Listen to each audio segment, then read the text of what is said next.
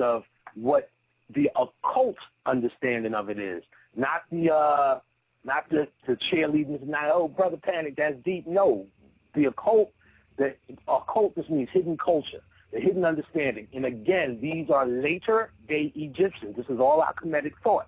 So now, our thinking is bound by the same constraints as our bodies. It collides against the same barriers and is dragged down by the weight of the same contingencies. What does this tells us? Your thought itself is just as corrupt as what you call your physical body. Your thought itself is just as corrupt. What it is, and they're talking about the brain. Now, they're talking about the brain. They're talking about your idea. Anything you can come up with here, this is what we need to do as black people. This is how we need to do it. This is better than that. No matter how you slice it, just based upon it's something that is created in this matrix, it will be fucked up. It's about getting out of here. No matter what dimension you think you're going to, the mere fact that you can possibly slip back into this shit is enough. I don't give a fuck if you could fly and walk through walls in the next dimension. The mere fact that it could slip back to this should be a tragedy enough. So the body, how you see your physical body and these things you read about your body, you got to now add your thought to this process. What you're looking for is light, and you got to know that it's going to be flawed. The knowledge of the information that you're getting is actually letting go of what it is you think you are, as opposed to gaining. You get what I'm saying? Right. Most people try to get into this to gain. I want to be able to tell you this. Well, break that down, brother. Well, magic is the fruitation that comes to the root. Now, it's about forgetting all of that shit. It's about letting it all go. How do you rise? By gaining or letting shit go? Letting go what it is you think you are. That's what I was saying with stand up and pee. You know what I'm saying? Eat ring dings if you don't eat them. Right. Because what it is you think, or you've locked yourself into thinking as your perfect being. I am the vegetarian, and I drink all the vegetable juices I can. All of that. Not saying give that up or go that extreme, but challenge that. You get what I'm saying? Right. You know, I don't eat pig, I don't eat beef and all of that shit. You know, and I'm not. I think it's disgusting. There's many easier ways to challenge yourself. Right. This more than having the example of what to do, or for me to give you the example, understand the thought behind it, and you come up with your own solutions. Right. Understand the thoughts. So trying to think your way out of this is wrong. Somebody was like, they wanted to give me a statue one year of the thinker. I'm like, fuck the thinker. That bitch ass nigga, he's trying to figure it out. You look at Jesus, that nigga always pointing up to some shit. Like, he's the fucking knower. You get what I'm saying? Right. Jesus knows some shit. Now, there is no real Jesus. There is no white Jesus. It's a symbol. Let me be clear if somebody's confused about that shit. It's a symbol. Now, I can tell you some other shit. Remember Enter the Dragon? I think I might have said this on the show, but I'll document it here. Enter the Dragon, Bruce Lee goes to the boy and says, concentrate on the finger. And he's pointing up. The dude concentrated on the finger. Bruce Lee smacked him in the head. He said, you focus on the finger, you're going to miss all the glory of the moon. And Bruce Lee was actually pointing to the moon. That's actually very occult. And, Bruce Lee was Illuminati.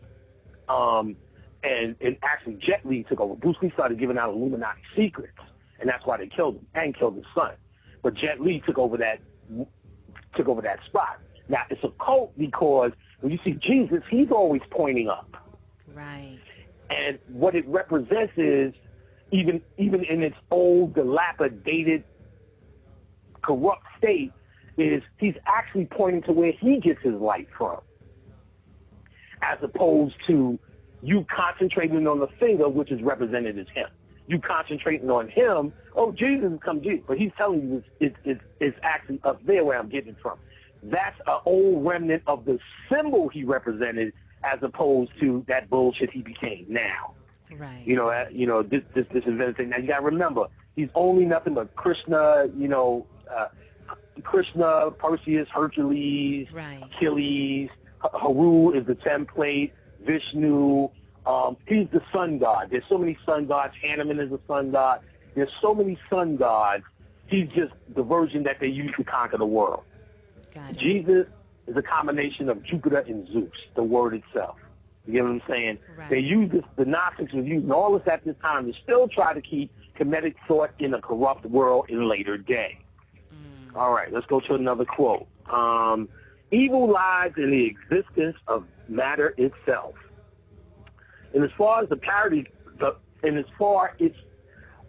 must listen to this shit. Evil lies in the existence of matter itself. Insofar, it is a parody of creation, a fraudulent arrangement of first seeds. It lies in the existence of the sleep of the soul, which has beguiled us into thinking as this being reality, which has nothing to do with the illusionary world of dreams. These are all the given data. Now, this is considered to be a parody. This is what I was telling you. When you go below the abyss, after the upper triad, Kepler, Hope, Lambina, you have Darth, and below that is the world of formation, of where Zeus comes in, Jupiter, and they form these worlds. Or that's actually the world of God. Above that triad is the Titans. We are the Titans. We are not. You can say gods on one level, but that will be the younger understanding of us. We are actually before that. We are the fathers of the gods. That's why we created all these gods that you now are worshiping. All the Oshuns and the rest of these gods. We created these gods in our mind as a way of explaining to us. You got to remember, what the Kamites did was they broke every element down to a god.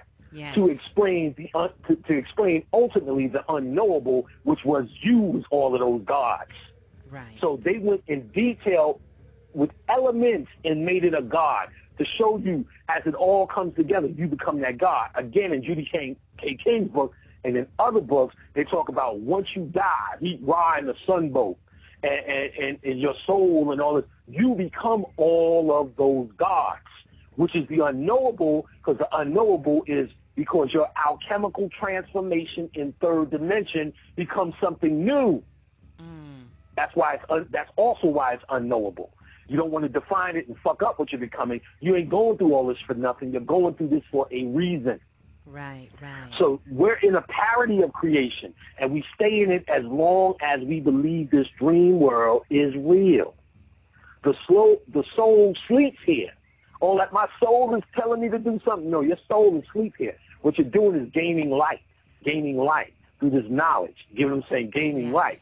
Once this is all said and done and you're finished with it, you graduate. Earth is nothing but a school.